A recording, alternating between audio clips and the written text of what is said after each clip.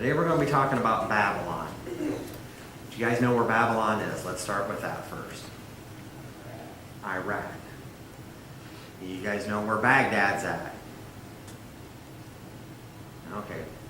Baghdad is right here between the Tigris and Euphrates. Babylon is down here in Iraq on the Euphrates. Babylon is one of the oldest cities mentioned in the Bible. It's been around a long, long time. They were the first ones to conquer Jerusalem after the Jews had it, and then Assyria. Babylon was also the first world kingdom, or first worldwide government. They controlled everything in the known world. The government, the religion, the politics, all of it was ran from Babylon as the seat of power. And at some point in history, future history, it will happen again. Now, if you've read this chapter, you know that there's been a lot that has happened in the last 50 to 100 years to rebuild Babylon, to make it a shining example of tourism and history and such like that.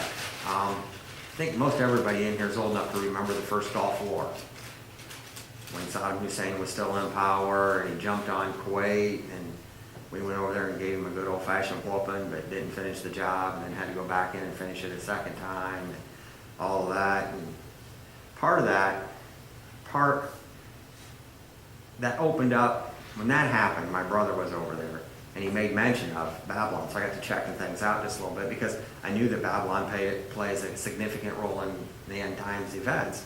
So I got checking some things out, and it was actually rather interesting. Of all the millions and billions of dollars that's been poured into what was a desolate bump on the map, even if it was on the map, to rebuild it, to restore it, to bring it back to its former glory. And the president, Saddam Hussein, thought it'd be really cool to make himself out to be Nebuchadnezzar. And, well, it didn't quite work out for him, because he ended up on the end of a rope. But as we go through this chapter, I know it may seem that things are static in this world, but things are constantly changing. And we understand that government doesn't move quickly. It doesn't change overnight. So that's why when we look at this and we see that through the last 50 years, things have been shifting that direction back towards Babylon, I want us to try to keep in mind that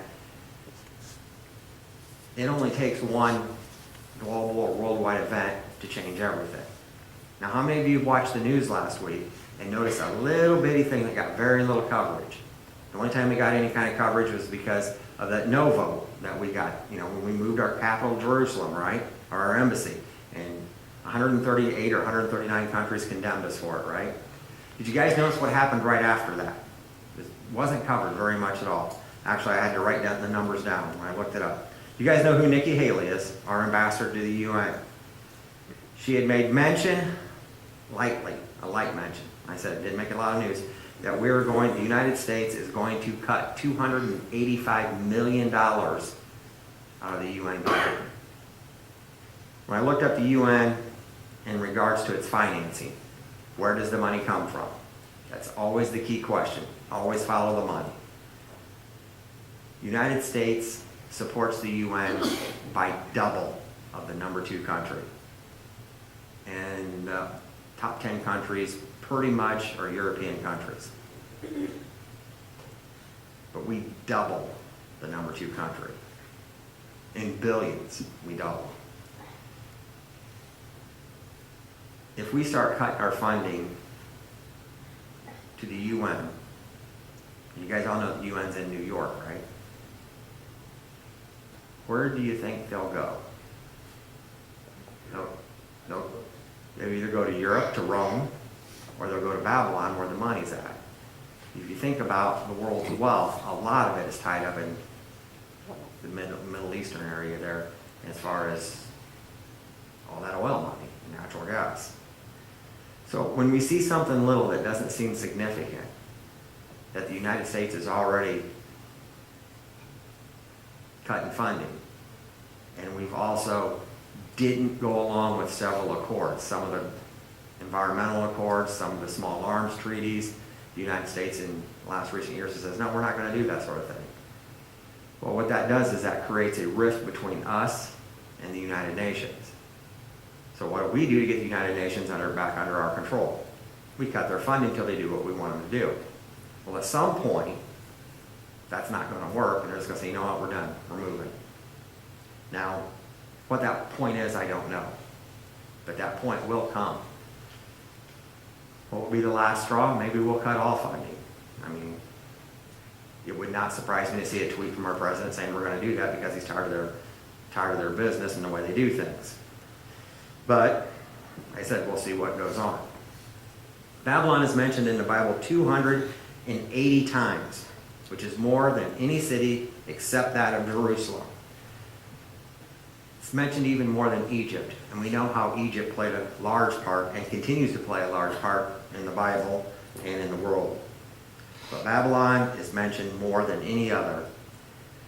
If you trace back in time, the world empires, from Rome to Greece, all the way back, you will find that the very first one was Babylon, Nebuchadnezzar. And from that form of government, which was a form of socialism, the government had control of most private industries and most everything. And by most everything, I mean they had control of the government, they had control of the military, they had control of the industry, they had control of the religion. So basically they had control of society. Most all governments and world powers can trace their form of government back to Babylon. A lot of times we like to say we have a Greek-influenced or a Roman-influenced form of government through our republic. However, the origin of that traces back to Babylon. And at the beginning of time, if you will, the Tower of Babel and all that, so we're talking all the way back in the early chapters of Genesis, pre-flood. Babylon existed with a ruler, Nimrod, and then eventually Nebuchadnezzar.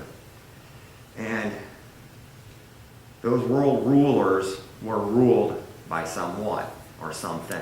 And that ruler was Satan. He had his headquarters in Babylon for, I'd say, maybe the first half or so of human history, and then moved it eventually to Rome, where that seat of power was, and may still be, I don't know. He could just be roaming around for all I know. But we can trace that history back. And it's not just through the Bible. We can trace that history back in form of government and society back through secular documents as well.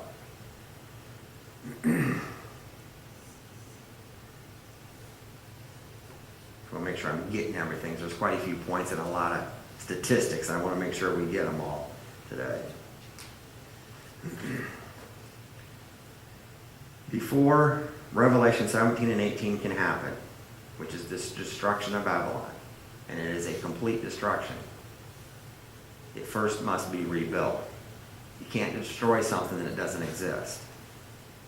And eventually, Satan will move through the Antichrist all that power back to Babylon. A lot of times people will say, if they don't take the Bible literally, they'll say because the world power seat right now is in New York, that's a new Babylon, that Babylon moved. Well, that's not the case, because Babylon was never really destroyed to begin with. It faded. Just like Rome faded. It was never destroyed or conquered. It was faded. And God makes it very clear throughout His Word, especially in 17 and 18 of Revelation, that Babylon will be utterly destroyed, and it will become nothing more than a haunt for demons, foul birds, and spirits. That has not happened yet. So then it stands to reason that Babylon must be rebuilt. And then starting on page 159, they're going to give us 5 reasons why it must happen through Scripture. The first one is Isaiah 13 and 14 and Jeremiah 50 and 51. It talks about the destruction of Babylon. And it uses the law of double references. And we're going to touch this twice. This point in the chapter and then once again later on. that if God says it's destroyed, or it's fallen, then that means it's going to happen twice. And it has happened twice, because Babylon has fallen once, not through conquest so much, because the Medes and Persians did take it over, but they didn't destroy it. Not like what God says it's going to happen to it. The second reason is that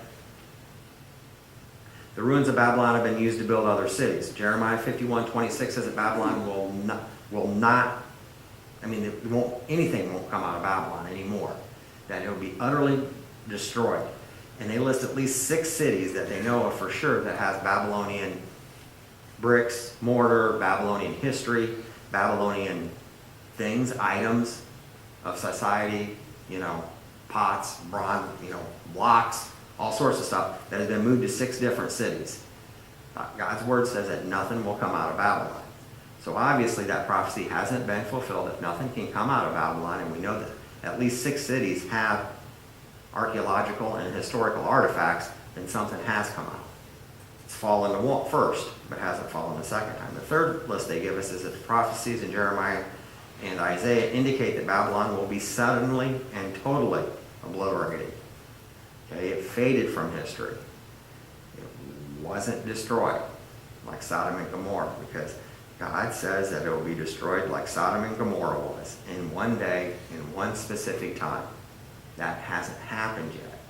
So, because that hasn't happened yet, then we know that that city will be rebuilt again.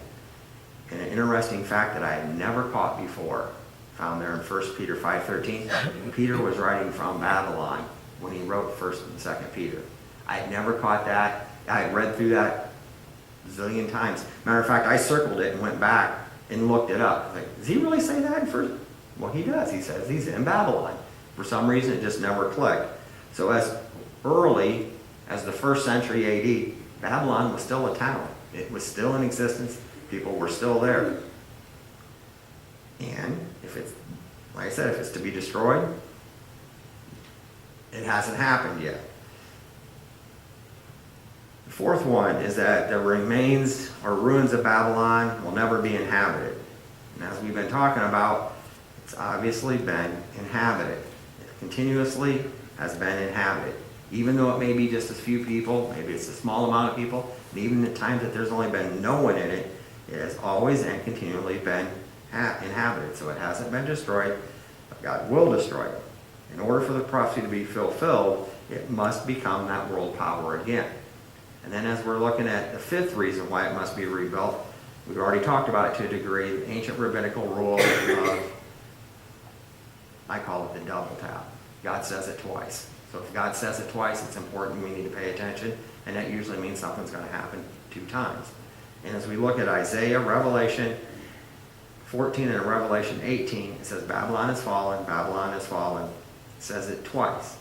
So that means it happens twice. And it has happened once in history.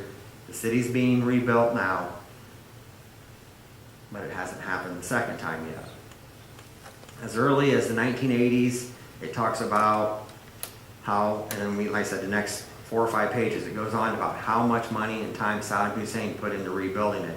As a matter of fact, Sam Donaldson and Diane Sawyer went over there and done a news piece on it in 1990 about how amazing it was to see such a glorious thing being rebuilt. And it's astounding to me to know that something that has such a pagan and satanic history, how it can be such an awesome thing that it's being rebuilt and people could enjoy it and pour so much money into it and just think it's the greatest jewel of the Middle East. It's like, wow. Just kind of have your thinking all sideways. I guess they just don't understand the Bible or what it's about. And it talks about the butcher of Baghdad, which we know that to be Saddam Hussein. He claimed to be Muslim, but there was an awful lot of evidence of Satanism. The temples he built in Babylon, the first one he built was to the sun god. There's Ishtar. I mean, there's just a lot of things he done that if he was a Muslim, he should have been executed for. But it hasn't happened, like I said. he didn't get the job done. And I can't remember where it was at in here, something, oh yes, the next page, couple pages, that just kind of floored me, to be honest. And it talks about during 1978, 1979, when he started all this sort of stuff, when he came to power, how he was maniacal. He killed everybody. I mean, that was just the way he was. That's why he's got the name the Butcher of Baghdad. Then it talks about what's been happening since Saddam Hussein, because he was the point person, if you will, the one that was spearheading the rebuilding of it. Page 166, it talks about how after he done his little dance on a rope, at the end of a rope, it talked about in 2009, the media received it in the West that the Obama administration ordered the State Department to give $700,000, that's our money, to the rebuilding of Babylon. And that they launched a program for the future of the Babylonian or Babylon project. It is to map the current conditions of Babylon and develop a master plan for its conservation, study, and tourism. That's what our tax money paid for. It makes me want to go, ugh. There's a lot of things they do with their tax money that I'm not really in favor of. That actually make me kind of mad, to be honest. At this point, the only thing it talks about is holding Babylon back from becoming a headquarters again is the money. And all that needs to do is just shift the money flow. I mean, it's really, with today's computers, all you need is basically a laptop or a mainframe, and you can move the seat of power anywhere within just a little bit of time. And as they continue to rebuild this city, more and more will go to that city as far as the shifting of power and those sort of things.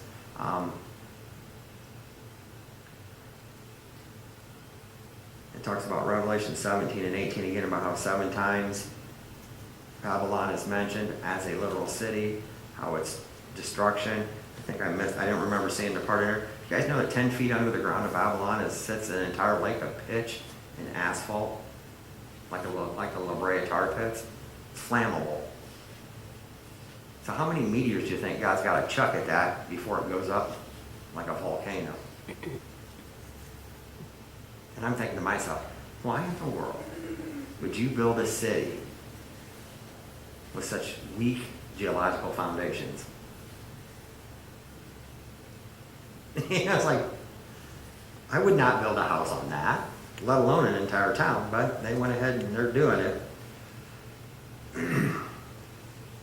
We know that the temple must be rebuilt, and this is another thing that must be rebuilt before the tribulation gets kicked off and gets going really hard. Once the Antichrist stands in the temple of Jerusalem and says, I am God, the religious headquarters in Rome will cease to exist, because they will kill whoever that one world religion person is, and the false prophet will take over. I don't know if this person will be a pope type person or what, but eventually, once he does that midway through, then he will transfer all power, all religion, and everything back to Babylon. So we're looking at the city has to be done, has to be functioning before the midpoint of the tribulation. So after that first 3.5 years. So when it happens, it's going to happen rather quickly. When the temple's done, and we see that done, if we see that done, it may not happen in the same way with Babylon, yet at this point we can see that being done. And the more that we can find out about it, the more that we learn about it, the more that it's progressing. That should also help us to understand that the time is much more shorter than we anticipate. Because if this city already has palaces, if it already has religious, temples and such built in it, already has streets, already has electricity, already has, communication systems set up, it isn't going to take much to transfer power to a town. I mean, load up a couple semis with your computers and drive there. You know, that's basically it. So these things, I said that when the little things like the UN thing happens in the news, you think, well, that's no big deal. You know, we kind of, whatever, you know. But when we understand that there's a bigger picture and a bigger story that's playing out, because if we quit funding, that gives the UN less initiative to stay in New York. And why not go back to Babylon? It's a brand new city in the Middle East where all the money's at. I mean, why wouldn't they do that? And eventually, once the Antichrist takes over, it will happen for sure. But at this point where we're at in history, we can observe these things kind of move in that direction. Anybody got any questions about Babylon? You guys do know that's where the Tower of Babel was, don't you? And you guys know that's where we get the word Babel from, like a babbling idiot, because that's where God confused the languages and separated mankind. You guys know that Nimrod used to hunt men because he got tired of hunting animals, because animals were dumb. And that was the city he built. Any other questions on Babylon? What percentage, was that of our UN budget? Do you have any idea? No, I did not see how much of a. When I looked it up, if I read the zeros right, we're contributing $11 billion a year. So 285 million isn't a bunch. 3%? No, 2%. Yeah, so it's not a ton, but it's a start. And if they keep condemning us and we keep cutting funding, then it can progress from there. It was an interesting, that's a first kind of odd step. We've never kind of done that before. Yeah, I understand. I'm wondering when they built it, if that asphalt and bitumen was there, because like oil wasn't always underground, it used to be animals, and coal was always plants. So perhaps there was something else here that turned into that. Yeah, that's what I've wondered. It's like, how did it get there? And is it just because that area is so oil rich, and that's just a pocket that's shallower? And then to build a city on top of it, oh my goodness, that's just asking for trouble, I would think. Well, I guess they're going to get trouble, aren't they? Probably weren't 8 to 10 feet when they started. I mean, when you drilled a little hut or whatever. Yeah. They may not have known what geologically was under there. Yeah, but to rebuild it now that they know? Oh, I know. Yeah, it's like, what are you guys thinking? But that's all right. It gets blowed up in the end. Have you guys ever read Revelation 17 and 18 as to what all happens to Babylon? As it becomes the center of the world trade, everything, every commodity, like what we exchange through the Chicago Mercantile and New York Exchange, every commodity will eventually be traded. Gold, wheat, everything will be traded through there. And when Babylon, it talks about the adultery of the whore of Babylon, and that's in reference to the adultery created by false religion. Because in a sense, you're cheating on God when you're chasing after other religions. And it says that God gives her a cup of 7 times her sins to drink. And it's destroyed that quickly. And it says that the merchants and all the mighty men stand back and watch Babylon burn to the ground. It's terrifying what God does to Babylon when he finally destroys it and it turns it into, well, Jeremiah says, a haunt for every evil spirit and an inn or a cage for them all.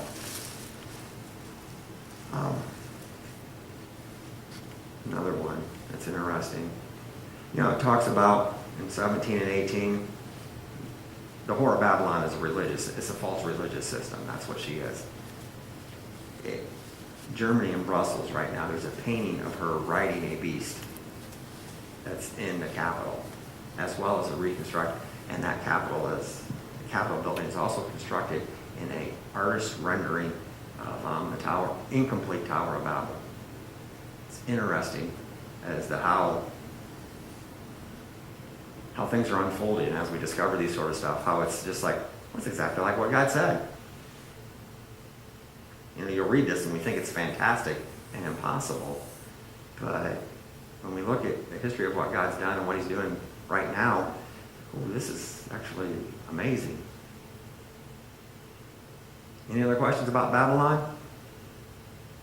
I know as we go along, we'll get into the religious system, the economic system a little more. Like you say, there's very little to trading anymore.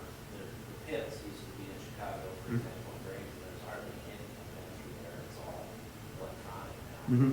Matched by brokers on computers. Yeah. And it can happen anywhere. It does happen anywhere now. So Yeah, it doesn't have to be centralized. it's just a mainframe somewhere. Mm-hmm. And that mainframe can sit anywhere. And like I said, any commodity can be traded that way. Some of it may be sitting over there now. Yeah, and it could actually, you're right, they actually could. Electronic transmissions occur. That could be transferring through there or through Rome right now that we just don't know about. Another thing along the line of what you were saying, the thought about this week was Tim Tebow Mm-hmm. was one of the first to take a knee, I guess you might say. You know, Right. And I don't know the ins and the outs of it, but it was, as I understand it, in honor of Christ or in Mhm. honor of God and Thanksgiving. And just think how he was ostracized. And now we're celebrating people protesting, Yep. taking a knee.